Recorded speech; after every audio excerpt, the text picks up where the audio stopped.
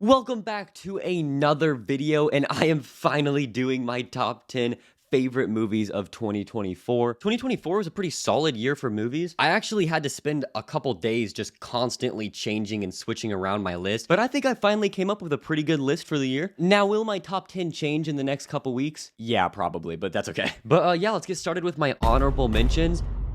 My first honorable mention is Deadpool and Wolverine. It's more of a one-time watch. The jokes are great, but most of them kind of just leave the second time watching. Overall, I had such a memorable experience at the opening night premiere. The audience was great, and I also saw it at a drive-in. My next honorable mention is Alien Romulus. Watching Romulus the first time, I absolutely loved it. I loved how they brought back the horror elements, but then I saw it a second time, which was actually at the same drive-in I watched Deadpool and Wolverine. Don't get me wrong, I still really like Alien Romulus, but after seeing it a second time, I definitely see why people don't like this film. There's a lot of unnecessary references to the original where it just kind of stands out from the other dialogue, but I do think the last 30 minutes is when it is just awesome. And the movie's still visually mesmerizing. Well, most of the time. I also want to mention Longlegs, because even though I didn't care for the ending, I think Nicolas Cage is amazing in this movie, and I do love the first and second act. So yeah, that was my honorable mentions of the year, so now let's get into my top 10 movies of 2024. Starting with number 10, Hitman. This film is about an undercover fake hitman who catches the people who try to hire him. This film is a part comedy, part romance, part crime that is extremely enjoyable and extremely refreshing. And yeah, that's literally all I have to say about this movie. This movie's just so fun and refreshing. Number 9 is Lisa Frankenstein. Lisa Frankenstein will 100% become a cult classic. The movie is about a girl who's interested in a guy who's deceased. He then rises from the dead and they embark on a journey to replace his missing body parts and find love. Just by telling you a little bit of the plot, you can tell how campy and fun it must be. And yeah, Lisa Frankenstein is a blast. But what I think I love the most about Lisa Frankenstein is how different it feels from any movie I've seen in a while. It's a film not ashamed to be campy. Number 8 is Heretic. I really enjoyed this film. It's about two young religious missionaries from a Mormon church who find themselves trapped in a house with a mysterious man starring Hugh Grant. They then have to turn to their faith in order to escape. This film tackles religion in so many different unique ways. Sophie Thatcher and Chloe East also did a fantastic job in the film. I think they grasped the idea of religion in a very unique manner where both sides are challenged, which gave the film such an engaging watch. Number 7 is Challengers. A professional tennis player coaches her husband to get out of a losing streak. We follow the story of 3 tennis players through the course of 13 years and how their relationship has changed over time. I'm not gonna lie, if you told me that plot before I watched the movie, I would probably think that sounds super boring. Watching tennis players in a love triangle for 2 hours just would not be intriguing to me. But from the amazing work from Luca Guadagnino, who also directed 2018's Suspiria, Challengers is such a thrilling and intense film with incredible storytelling. Even the tennis matches are electrifying and fierce. I also just love how they tell the story. It's rapidly going back and forth to the past and present, kind of back and forth like a tennis match. And sometimes that could be a hit or miss for me in a movie when it's just jumping all over the place like that. But for me, Challengers felt like a 2-hour-long puzzle piece where by the end of the movie, when the puzzle completes, the context all comes together and it just makes the movie so good. Number 6 is The Substance. The Substance was the movie this year that I was not ready for. I heard how disgusting and horrifying it is, but I was not expecting what The Substance brought to me because it is insane in every horrific way possible. It has a very deep and emotional story following a fading celebrity. The film tackles the pressure of maintaining youth, which causes the main character to take the substance, which gives her the ability to be young but also having to maintain her other half. The film then goes down a dark path of obsession and the pressures of meeting the standards of society. This movie was definitely the craziest movie of the year. Number 5 is Nosferatu. Nosferatu is a dark gothic nightmare. The visuals, the sound design, score, performances, all great. Is it Robert Eggers' best movie? Probably not. The Lighthouse is definitely my favorite of his.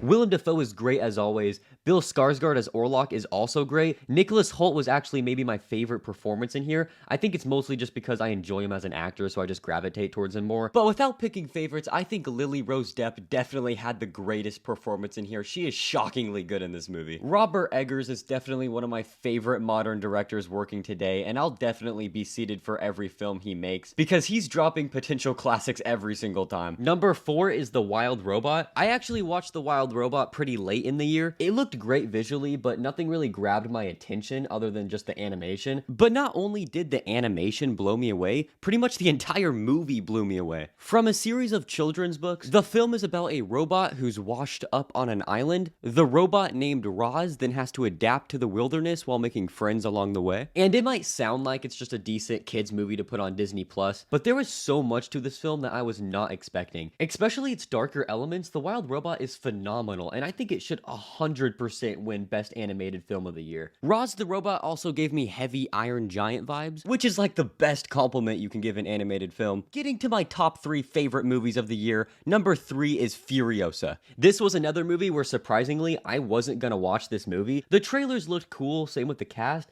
but it just didn't look exciting or interesting at all to me.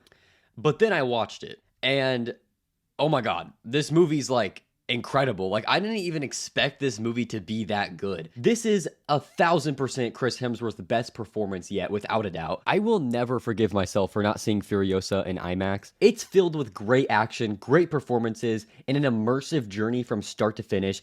Anna Taylor-Joy was perfect as Furiosa, and the actress that plays young Furiosa was also great. But I will say, sadly, the effects in Furiosa aren't the best. Don't get me wrong, there's several scenes where the visual effects look awesome, but there is also several times where the effects just stand out like crazy. I'm not kidding, if they spent like an extra year on this movie or longer, and it released in like 2025 or 2026, and it had like outstanding effects like Fury Road, I'm not kidding, this movie would probably be a masterpiece. And it's not only the effects, I do feel like there was a couple scenes that felt really rushed, but those are just minor problems I have with Furiosa, keeping it from being a perfect film. And even when it does have a couple problems, I still think it's almost a masterpiece. It's become one of those movies where I would do anything to experience it for the first time again, so please go watch Furiosa. Trust me, Furiosa is worth your time. Number 2 is A Complete Unknown. Maybe A Complete Unknown isn't as good of a film as Furiosa or The Wild Robot, but this film definitely deserves its place because of the impact it had on me. A Complete Unknown is set in early 60s New York, where Bob Dylan rises to fame as a folk singer,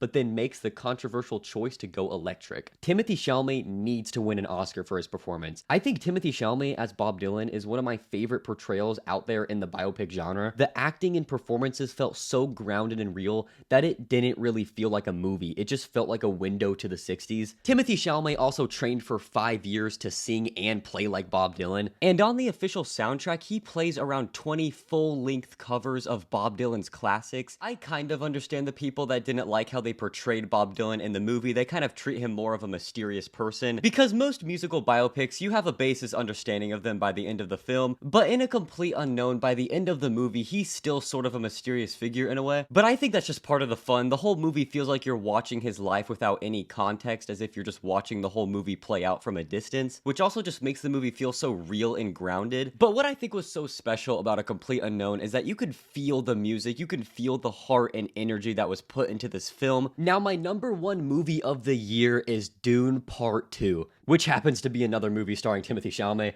Dune Part 2 is a masterful sci-fi adventure with mind-blowing visuals, especially seeing it in IMAX. The score is incredible. This movie intrigued me so much about the story that I actually own the books. I will read these books.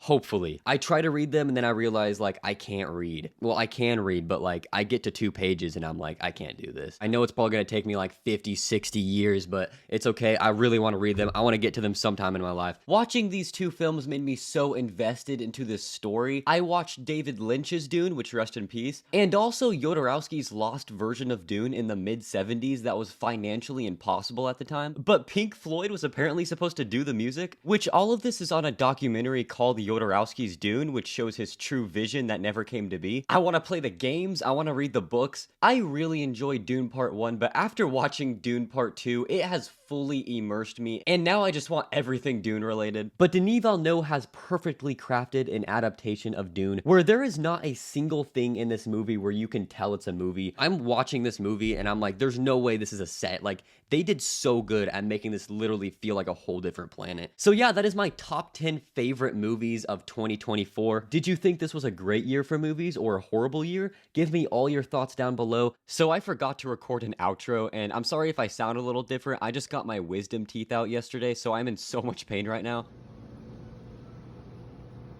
feel funny. But yeah, I hope you enjoyed this video, and I'll see you guys in the next one.